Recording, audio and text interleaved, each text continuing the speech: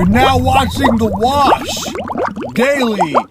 North Macedonia is looking to legalize cannabis and start legal cannabis tourism in that country. In the capital city of Skopje, they want to start a bunch of cannabis tourism, cannabis coffee shops, and they're looking at Amsterdam as the way in which to go about setting it up. Amsterdam for a long time has had so-called coffee shops that were where people would go to get cannabis and buy a bong hit of weed. They're looking at the amazing cannabis coffee shop model for a way to implement cannabis tourism in their country. Also in news, a bunch of representatives from Minnesota are calling for the federal bodies to get on the same page regarding hemp or legal cannabis or medicinal cannabis or marijuana.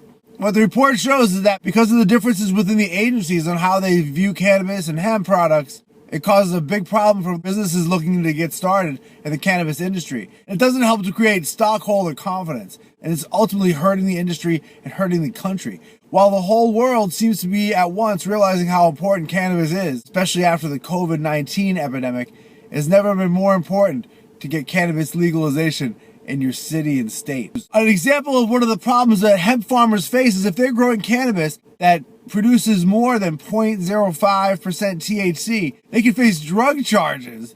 Now, you could go to jail for making drugs if your plants keep coming up so-called hot. And the thing about cannabis is there's times during the plant cycle where the THC may be higher or lower. So depending on what part of the plant you're testing and when you're testing it, it isn't really fair and it isn't scientific at all. There's no basis on these numbers. Many cannabis advocates feel that these numbers are set in a way that makes it impossible for cannabis to make it into the marketplace.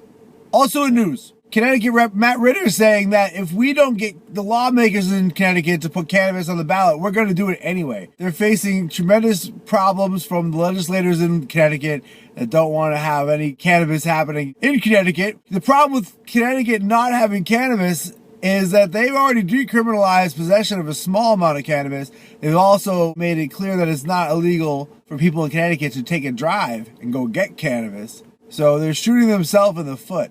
Matt Ritter knows this, and he said we got to stop shooting ourselves in the foot. Thanks for watching The Wash Daily.